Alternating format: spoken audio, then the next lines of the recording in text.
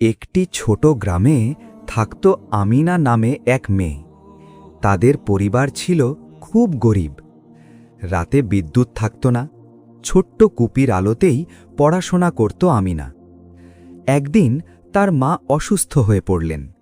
ঘরে ওষুধ কেনার মতো টাকাও ছিল না। আমিনা চুপচাপ অজু করে 2 রাকাত নফল নামাজ পড়ল। সে আল্লাহর কাছে কাঁদতে কাঁদতে দোয়া করল, হে আল্লাহ, তুমি আমাদের সাহায্য করো। পরদিন সকালে গ্রামের এক দয়ালু মানুষ তাদের বাড়িতে এলেন। তিনি বললেন, গত রাতে স্বপ্নে দেখলাম তোমাদের সাহায্য করতে হবে। তিনি ওষুধ ও কিছু খাবার দিয়ে গেলেন। কয়েক দিনের মধ্যেই আমিনার মা সুস্থ হয়ে উঠলেন।